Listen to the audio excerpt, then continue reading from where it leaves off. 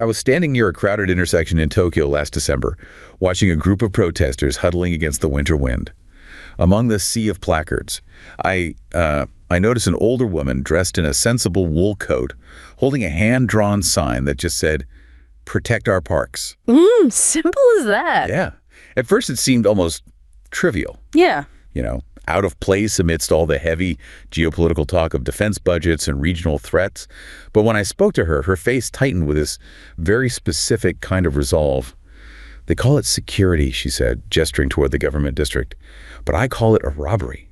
Wow. She wasn't talking about literal theft. She was talking about a trade-off. For decades, she explained, Japan had a secret, unwritten deal with its people. The nation would renounce the machinery of war, and in exchange, the state would channel every ounce of its energy into creating the most predictable, safe, and well-refined daily life on Earth. So the parks weren't just parks. Exactly. To her, the hyper-punctual trains, the 24-hour convenience stores, the perfectly maintained neighborhood parks, they weren't just perks, they were the peace dividend. They were the walls of a fortress built not of concrete, but of social order. It was a fascinating perspective. It really is. While international headlines were screaming about Minister Sana Takeichi's push for counterstrike capabilities and hard sovereignty, this woman wasn't looking at the horizon. She was looking at the ground beneath her feet. To her, the government's sudden pivot toward military expansion wasn't a sign of national strength. It felt like a breach of contract, a move that would siphon the lifeblood away from Japan's civilization island to pay for missiles. And that moment really just crystallizes the whole debate. It left me wondering. We often think of national security in terms of weapons and alliances, but for the Japanese public, peace has become this tangible, high-end commodity they aren't willing to trade away.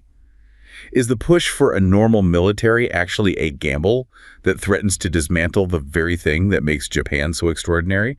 Or is the fortress of peace finally beginning to crack under the pressure of a new, more dangerous reality? That image you paint, that high-trust society versus the geopolitical necessity, that is the core tension of this entire deep dive. And it's captured perfectly in the visible contrasts of everyday life. Right. I mean, if you compare that scene to almost anywhere in the West, the difference in security measures is just jarring. Go to a city like New York or London, and vending machines are often caged in steel, covered in anti-shatter film, protected by visible, hard security against even low-level crime. Sure, you see them everywhere. Yet, in Tokyo, they stand quietly in alleyways, glass boxes, just humming away, often with the cash tray right there, and they remain completely unmolested. That glass vending machine is the perfect anomaly. It symbolizes the invisible security protecting Japan. So that's our mission today. That's it. To understand the fundamental social logic holding up this unique social order and the profound psychological and financial price that this high-trust society is now being asked to pay as the nation shifts toward military expansion. Okay, let's unpack this. We're digging deep into the foundational pillars of this system, and it really forces you to rethink every assumption you have about security. It does. We're so used to solving risk with hard power, better locks, more police, constant surveillance. But here, the security protecting that glass box is something else entirely. It's an invisible architecture. Precisely. It's protected not by external enforcement, but by the soft power of social expectation. To understand this deep trust, we have to look at the pillars supporting it all. Deep cultural homogeneity, intense social restraint governed by the concept of meiwaku, and, well, the strategic isolation that allowed a unique economic model to flourish. Let's start with the mechanics then. The vending machine is such a potent symbol of this social paradox. So how is this level of internalized, disciplined order actually achieved? It begins with the foundation of cultural homogeneity. Now, this can be a complex and sometimes uncomfortable topic, but its effect on social cohesion is statistically significant. Okay. When a population shares the vast majority of its ethnic background, schooling, and historical narratives, they also internalize an incredibly effective default moral operating system. A collective moral operating system. That must dramatically simplify social interaction. You don't need explicit laws for every tiny interaction because the unwritten rules are they're just ingrained in most people. Mm-hmm. Exactly. There's a default assumption of high social capital and predictability. You can trust that the person next to you on the train will behave in a certain way.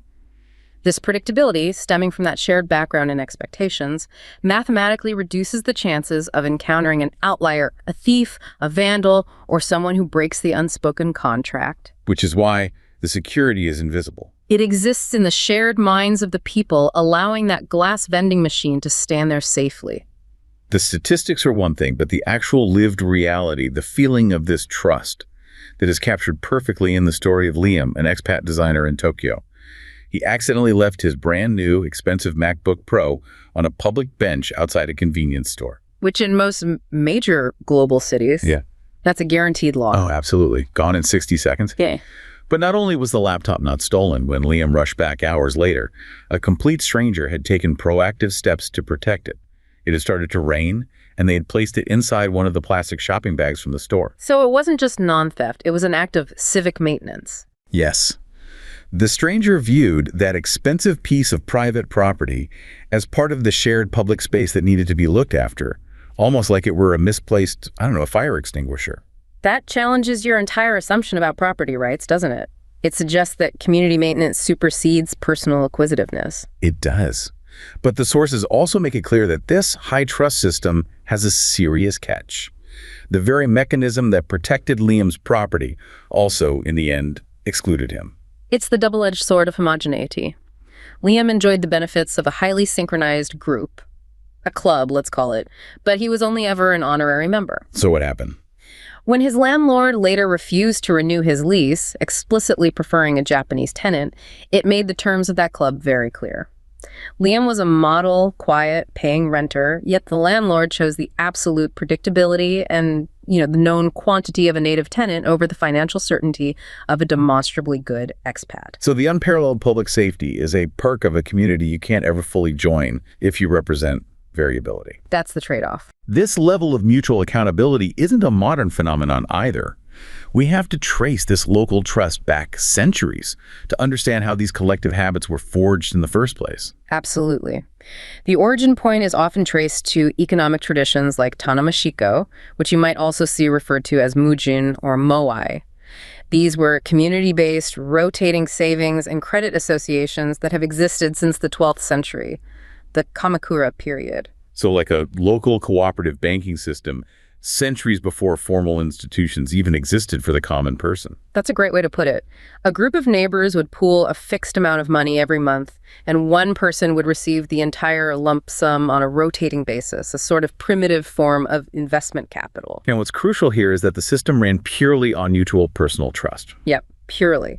There were no courts, no external enforcement. The only guarantee was every member's profound personal accountability to the group and the immense, almost crippling social shame, the public dishonor of breaking that trust. That sounds like a multi-century apprenticeship in local mutual accountability.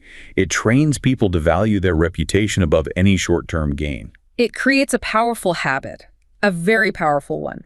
And this habit feeds directly into the modern social logic. The security you feel isn't based on some abstract trust in the state or the police. It's based on trusting your immediate neighbors and local community to uphold their end of the contract. This generates an infinite number of repressive rules, informal behavioral expectations that enforce staggering self-control. Which is why crime prevention works from the inside out. Precisely. Okay, so if homogeneity is the foundation, then the actual engine that enforces this staggering level of daily self-control must be this concept of meiwaku. This is the single most important concept to grasp about Japanese social mechanics. The simple translation is causing trouble or being a burden, but its actual function is as an unspoken, internalized social governor. It ensures that while collective social harmony always takes precedence over individual liberty that might inconvenience or cause distress to others. It's not just politeness. It's constant, almost exhausting psychological labor. You are constantly monitoring and adjusting your own behavior to make sure you're not creating friction for the collective. That labor is the invisible wall. And the anecdote about Kenji, the salaryman, perfectly illustrates the depth of this internalized surveillance. I mean, picture the scene. It's 1 a.m, dark, empty street. Kenji is walking home, utterly exhausted after a brutal shift. He accidentally drops a single 100 yen coin and it rolls under a vending machine. Logically, based on pure economic pragmatism, that coin is worthless compared to 5 minutes of his time. He should just leave it and go home to bed. But he spends 5 full minutes on his hands and knees trying to retrieve that coin. Why? Because leaving it there constitutes a disruption of order. It's litter. It's a tiny crack in the perfect streetscape facade. To leave it is risking meiwaku. Not just to a specific person, but to the abstract concept of order itself. He cannot be the person who introduces that imperfection. But wait, isn't that coin anecdote completely irrational? If the system relies on this level of hyper-perfection and, adherence to principles that defy economic efficiency, isn't it ultimately unsustainable? That is the central critique. Public order isn't a passive state. It's a continuous, active, and very costly collective effort. It functions as a reverse broken windows theory. Meaning what exactly? The immaculate upkeep actively suppresses the impulse to deface the space because the psychological barrier to being the first one to mess up a perfect environment is incredibly high. But you are right, the effort expended is often far, far out of proportion to the material reward. And we see this meticulous self-control in every micro-order detail of daily life. Think about the rigid control over conversation volume in public spaces. On a packed commuter train, the silence can be just astonishing. Taking a phone call is considered a massive meiwaku because your private noise is infringing on the shared quiet space. And people rarely eat or drink on trains. Because smells or crumbs are seen as inconveniencing the collective. And the spatial awareness managing your luggage. Standing on the correct side of the escalator, knowing where to wait in line. It's like a cooperative dance based on anticipated friction. It also explains the notorious lack of public trash cans. Right.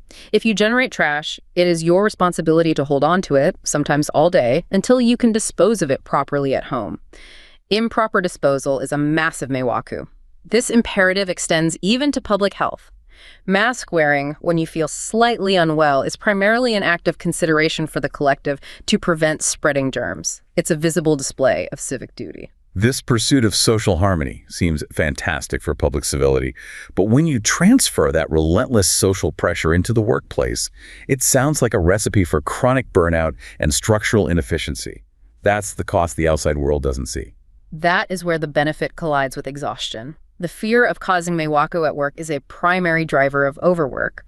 People stay late not necessarily because they're being productive, but because leaving on time is considered bad form. Why? What is the signal? It's seen as burdening your coworkers or signaling that you're abandoning them to handle things alone. Yeah. It is a kind of mandated solidarity. So it's a structural incentive for long, often unproductive hours, born from the fear of social judgment. And that must make taking vacation time or even calling in sick incredibly difficult. Oh, it is. It's often viewed as generating meiwaku for the team that has to pick up your slack. This system also dictates the method of decision-making known as nimawashi. I've seen that term, nimawashi, pop up in the sources. This practice of consensus building before the formal decision. For listeners who haven't encountered it, how does that translate to corporate agility? Well, before any major organizational meeting, a manager will secure informal agreement from every key stakeholder individually. They'll explain the proposal, seek feedback, address concerns, and secure buy-in one-on-one. So by the time you get to the formal meeting, there are no surprises and no public disagreements. The decision is made with complete visible harmony. Wash. But if the decision is already made before the meeting, what's the point of the formal meeting? Is it purely performative? It's about documenting harmony, not debating policy. It guarantees emotional security and absolute buy-in, but the cost in time and agility is immense. This step-by-step consensus building is why Japanese companies are often viewed as slow to respond to global strategic shifts. They're prioritizing the emotional security of the group over speed. And the ultimate tragic cost of this relentless pursuit of harmony is the suppression of the individual self. It discourages asking for help or reporting problems because those actions would disrupt the status quo. The most tragic manifestation is when victims of harassment or bullying often choose silence rather than create a scene that disrupts the established order. In those moments, the weight placed on group stability overpowers the need for individual justice. It's a profound, constant, and very costly psychological performance. We've established the psychological and economic infrastructure of Japan's unique peace. Now we transition to the central conflict. The state is demanding that this exhausted, hyper-civilized population fund a massive military expansion. This is the collision between the micro-order and the demands of hard power. And this is where we see the dilemma perfectly encapsulated in the story of Takashi, the retired municipal engineer. For him, the perfect maintenance of local water systems, the hyper-punctual trains, and the integrity of the local parks was the post-war promise. It was the peace dividend he helped build. So he watches the news about the multi-billion-yen push for counter-strike missile systems and the soaring defense budget, and then he looks out his window at the rusted railings of the local bridge and the shrinking hours of the community clinic. And he feels this quiet, simmering resentment that highlights the zero-sum dilemma. To Takashi, every single yen spent on a missile is a yen stolen from the local micro-order that defines his dignity and security. He sees his taxes funding weapons designed to deter an abstract external threat, while the tangible local infrastructure that ensures daily stability, things like the backlog of maintenance for local roads, reduced staffing at community nursing centers, cuts to bus routes for the elderly, is left to crumble. For his generation, the perimeter of the nation isn't a line in the ocean. It's the integrity of the daily life they worked so hard to refine. The state is trading tangible, local safety for abstract geopolitical security. But facing external threats, the government has pushed forward anyway. What are the specific legislative and strategic actions, the actual core components of what they've dubbed the Abe Doctrine, that underpin this whole pivot? The steps taken toward remilitarization are structural and comprehensive, fundamentally challenging post-war taboos. They established the National Security Council and the National Security Strategy. They revised the defense guidelines with the U.S. They reformed the 3 principles of defense equipment transfers to allow more sales. And crucially, they rammed through the Diet the legislation allowing for the exercise of collective self-defense. This is a deliberate, radical move towards shedding the strictly defensive posture and ushering in Japan's return as an autonomous, proactive security power. Let's quantify the scale of this financial shift, because it represents a dramatic break from the post-1976 tradition of capping military spending at 1% of GDP. This is a critical nuance for you to understand. For decades, the limit was 1% of GDP dedicated strictly to the military budget, the Japan Self-Defense Forces, or JSDF. The government is now aiming for 2% of GDP dedicated to what they call the Comprehensive Defense Architecture by 2027. So they're redefining defense spending to reach 2% without needing to double the JSDF budget overnight. Exactly. The new 2% target combines the traditional JSDF budget with Coast Guard spending, public security infrastructure costs, and R&D for dual-use technology. Even with this broader definition, though, the change is massive. How massive? The 2023 budget saw a 26% year-on-year increase in JSDF spending alone. That's the largest nominal increase since 1952. Overall, Japan has committed to raising defense-related spending to 43 trillion yen. That's around $276 billion over 5 years through March 2028. That level of spending demands a significant funding mechanism, which brings us right back to Takashi and the public opposition. How is the government planning to finance this shift, and why is it causing such internal chaos? Well, the government's plan relies on a combination of spending cuts, non-tax revenues, and 3 key tax measures. Proposed increases to corporate tax, tobacco tax, and potentially a special income tax slated for 2027. These 3 measures are projected to generate over 1 trillion yen annually.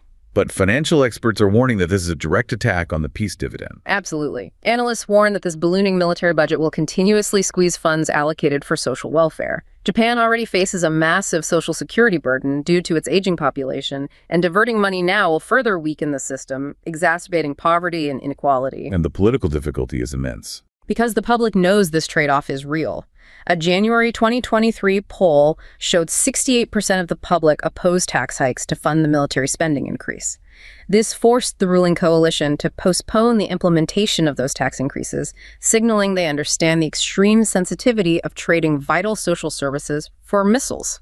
That opposition also stems from a sense of betrayal, particularly among younger generations like Kenji, the developer, over what Japan's national identity is supposed to be. This introduces the conflict between geopolitical realism and what we're calling the Galapagos peace model. Right. Kenji grew up believing Japan's national defense was achieved through technological innovation for human welfare, things like elder care robots or carbon-neutral transit systems. His firm's focus was inward prosperity and soft influence. But now his firm is approached to develop dual-use technology for the Ministry of Defense. And that's the moment of vertigo for him. He feels the national strategy he signed up for is being aggressively recoded. He sees the transition not as necessary modernization, but as a diversion of the nation's creative energy away from pressing domestic problems like demographic collapse and toward the volatile, high-risk pursuit of hard regional power. This reflects the Galapagos peace model, a national strategy of inward-focused prosperity, refined products, and defensive modernization, all nurtured by strategic isolation. The isolation allowed Japan's domestic development to evolve in this hyper-specialized way, cut off from the mainland of short-term global capitalism. And that's where the monozukuri spirit flourished, the obsession with perfect craftsmanship and quality. This ethos allowed companies to pursue long, expensive, often loss-making projects, like those in specialty chemicals or high-precision optical glass. Projects that Western companies focused on quarterly returns would kill immediately. Exactly. But this long-term commitment allows Japanese firms to accumulate incredible expertise and create profound competitive barriers, leading to global excellence in niche foundational fields like industrial robotics and silicon wafers. So the anti-pragmatism, the focus on principle over immediate profit, is both their greatest strength in niche markets and their greatest vulnerability in the fast-moving global economy. It creates institutional rigidity. That same obsession with perfection is also the root of damaging inefficiencies and the high-profile quality testing scandals we've seen. Analysis suggests these scandals weren't necessarily about covering up dangerous flaws, but about failing to meet their own impossible internal quality standards. Standards that were often far beyond international legal requirements. Right. The pressure to meet these non-essential levels of perfection, driven by the monozukuri principle, led to fatigue and the eventual falsification of inspection results. The principle of endurance is valued over the result. We see this anti-pragmatism even in deeply personal areas like healthcare. Absolutely. I mean, consider the incredibly low rate of epidural use in childbirth, only about 9% in Japan compared to 70 or 80% in the West. It's not a lack of technology. So what is it? There is a pervasive cultural belief that the pain of childbirth is something to be endured to become a respected mother. The cultural expectation demands hardship over comfort. We see a similar pattern with medical associations often hesitant to approve new weight loss drugs, preferring patients achieve results through rigorous diet and exercise. The hardship itself is valued as part of the cure or the process. This domestic egalitarian focus, while creating social harmony, creates serious systemic economic constraints that clash sharply with global capitalism. It creates friction at the highest levels of global competition. A huge challenge for Tokyo to compete as a financial hub with Singapore or Hong Kong is the inability to offer preferential tax rates to highly paid foreign financial talent. And that's because of the deep egalitarian ethos. The idea that the nail that sticks out gets hammered down. Ordinary Japanese citizens carry a heavy tax burden, so giving a special low rate to a foreign banker is just not politically acceptable. The demand for equality acts as a fundamental brake on global strategy. And within Japanese companies, the generalist career path is a hallmark of this egalitarian approach. Employees are often rotated through totally different departments every few years: sales, accounting, even sometimes manufacturing. The idea is to create loyal, well-rounded managers who understand the whole business and ensure equality of experience. But the massive downside is that it actively prevents the cultivation of deep, specific, high-level specialization. The kind of specialization needed to compete globally in fields like advanced AI development or complex derivative finance. They are prioritizing loyalty and equality over global depth of expertise. And the existence of zombie companies is another fascinating holdover from this ethos, locking up capital where it could be better used. It's a persistent problem driven by social reluctance. These are small, uncompetitive firms kept alive by ultra-low interest rates and, crucially, a cultural reluctance to see any business fail. It's a holdover from the old convoy system of economic policy where the strong were expected to protect the weak. But today, it just locks up capital. In inefficient small firms that cannot be reallocated to high-growth sectors, creating structural rigidity driven by the social desire not to cause meiwaku by letting someone's business go under. We've established the psychological and economic costs. Now we move to the final piece of the equation. The pacifist Constitution, Article 9, which serves as a psychological shield for this entire civilizational island. We use the poignant account of Hana, a mother in Tokyo, to define Article 9 not merely as a legal clause, but as a secular social contract. For her, it signals that Japan is a high-trust society that has consciously transcended traditional hard power. Her fear is intense. She sees the Article 9 shield as enabling the domestic safety, the sanctuary that allows her young child to walk to the neighborhood shop alone, or for her to walk home late without fear. And she sees the push toward hard sovereignty and the language of deterrence as a profound threat. She worries that readopting that language tears up the invisible shield and invites the violent energy of the outside world back into their gentle, isolated society. It's the conflict between the need to survive geopolitically and the desire to remain a civilizational exception. And this reflects the two distinct types of pacifism that have defined post-war Japan. Okay, what are they? Yes. The first type was the vow never to destroy peace again, a rejection of wartime militarism, which is largely resolved. Japan is globally accepted as a peaceful nation. The second, more persistent issue is the refusal to acknowledge that military force might have an essential, even necessary role in maintaining peace. Post-war Japanese society tended to regard peace and military action as diametrically opposed concepts. And this passive stance creates real, debilitating practical constraints for the self-defense forces, even today, in the face of modern immediate threats. The legal vagueness is acute, stemming from the fact that the JSDF is legally not defined as a true military. Under current interpretation, they face several critical dilemmas. For one, if they detect an inbound missile targeting their soil, they are unable to fire first to destroy the launch pad in enemy territory. They are often unable to even fire first within their own border if they haven't been attacked directly. Wait, if they detect a hostile launch, why can't they fire on the launch site? Because that is legally defined as an offensive preemptive strike, which violates the constitutional interpretation of strictly defensive action. Furthermore, there's a structural disconnect. Because the JSDF is not considered a national military in the true legal sense, coordination between the police, Coast Guard, and military forces during an emergency becomes a bureaucratic and legal nightmare, losing critical time. And the crucial issue of collective self-defense is where this really breaks down in the eyes of allies, forcing the JSDS into impossible moral dilemmas. The inability to act in collective self-defense means the JSDF must watch allies under attack without intervening unless directly attacked itself. This is not hypothetical. It happened in Iraq, near Samarra, where Dutch troops came under fire in front of JSDF personnel who couldn't legally act. So they just had to watch. They had to wait and send medics only after injuries were sustained.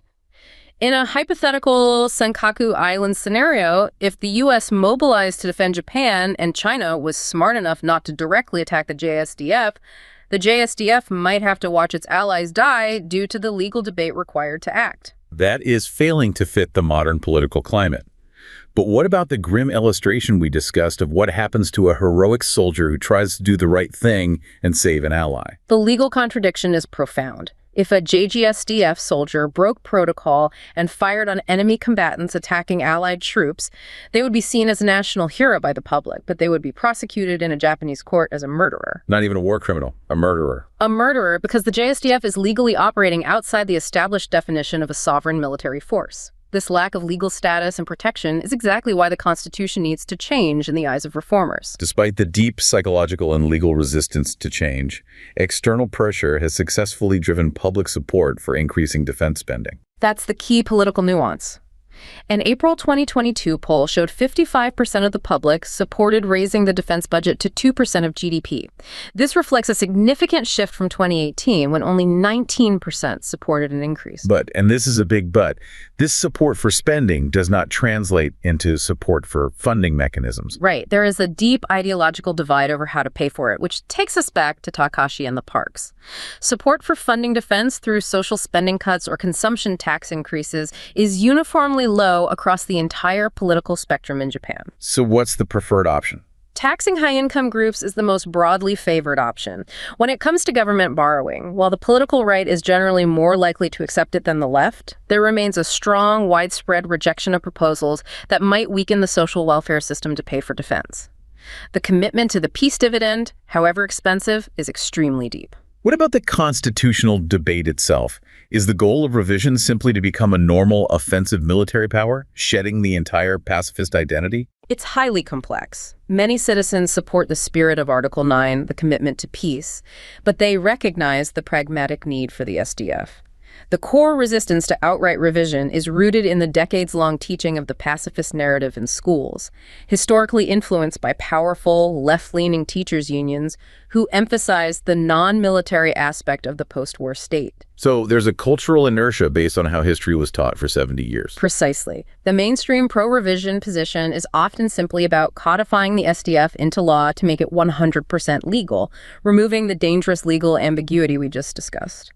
This is distinct from the conservative desire for freedom to deploy the SDF overseas and purchase genuinely offensive equipment, which remains a more polarizing view. It's about legality first and hard power second. The reality is that Japan is facing mounting external pressure that the Galapagos peace model simply wasn't designed to handle. What is the government using as its primary justification for this security pivot? The core justification is the perceived worsening security environment. China's growing assertiveness, North Korea's unpredictable military activities, and Russia's aggression, exemplified by the invasion of Ukraine. This is seen as a necessary move to counter unilateral changes to the rule-based international order. China's strategy seems particularly challenging because it avoids direct, overt conflict, forcing Japan into a constant state of vigilance without justifying full military mobilization. We're seeing salami slicing techniques. Salami slicing is the strategy of gradually changing the status quo using actions that remain below the threshold of an Article V alliance commitment. The genius of this strategy is the use of gray zone forces, such as the Coast Guard or fishing fleets, rather than the Navy. And why is that gray zone distinction so important? Because actions by a Coast Guard vessel, while coercive and threatening, do not constitute an armed attack in the traditional sense. This prevents the U.S. from invoking Article V, the collective self-defense commitment, forcing Japan to bear the cost and risk of responding alone. It's coercive action without triggering a global alliance response. What are the practical examples of this sub-threshold coercion? Constant intrusions by Chinese vessels into the East China Sea, particularly near the Senkaku Islands. The announcement of a unilateral air defense identification zone, an ADZ that overlaps with neighbors' claims, and large-scale infrastructure construction on artificial islands in the South China Sea, like the Spratly Islands. These are incremental, coercive actions that undermine regional stability without rising to the level of armed conflict. The push toward a proactive security policy was driven heavily by the Abe administration, but we also see a paradox in the outcome of his foreign policy strategy, which relied on three arrows. The three arrows aimed for rapid progress in security policy, strengthening U.S.-Japan relations, and improving East Asia relations. Security policy progressed the fastest, culminating in collective self-defense. U.S.-Japan relations moved ahead on security matters, but stalled on domestic issues like Okinawa and the Trans-Pacific Partnership. But the third arrow, East Asia relations, progressed the least. Why? Despite the grand plans, ASEAN states were only enlisted to a limited degree, often perceiving the true intent as being primarily focused on containing China. Furthermore, South Korea drifted away strategically, and China itself largely refused to engage in depth. Abe's deepening integration into the U.S. alliance framework was seen by critics as curtailing, rather than building, genuine security autonomy. And this risked breeding something called resentful realism. Resentful realism, that's a powerful term. What it means in practical terms is a strategy driven fundamentally by two factors: deep fear of China's power and a lack of full trust in the long-term commitment of the United States. Which would make Japan an unpredictable and potentially isolated actor. Exactly. Pursuing defense capabilities aggressively, not just to deter China, but to hedge against perceived abandonment by its primary ally. Despite Japan's complex historical baggage, it sounds like neighboring countries and allies are now viewing Japan's reemergence as necessary in this challenging environment. The regional expectations have completely shifted from caution to necessity. They absolutely have. Many Asian nations are actively strengthening ties with both Japan and the U.S., realizing the U.S. presence is essential as a balancing force. Asian countries, in particular, now have high expectations for Japan to pursue proactive diplomacy and strengthen regional institutions. For most of these countries, the pacifism model is no longer sufficient to guarantee stability in the face of China's assertiveness. What specifically are allies expecting Japan to contribute? They want Japan to become a less limited partner to the U.S. and countries like Australia, which has gone so far as to call Japan its best friend in Asia. The consensus is that confronting China's salami slicing requires Japan to bolster its deterrent force. They are also expected to act as a normative state for ensuring stability and upholding the rule of law in the Asia-Pacific. For example, by actively supporting international conventions like NCLESA against unilateral actions in the maritime environment. And what's Japan's critical role in helping its neighbors counter this gray zone coercion, especially given its advanced technological base? A vital role Japan is asked to play is improving maritime domain awareness, that is, accurately ascertaining what is happening in Asia's seas. This capacity-building assistance for neighboring countries is crucial, as raising the costs of assertive measures requires partners to know exactly what is happening, where, and when. This is where Japan's advanced technology and expertise can provide proactive support to regional stability, focusing on intelligence and surveillance rather than immediate offensive capabilities. This has been a true deep dive into the extraordinary contradictions that define Japan today.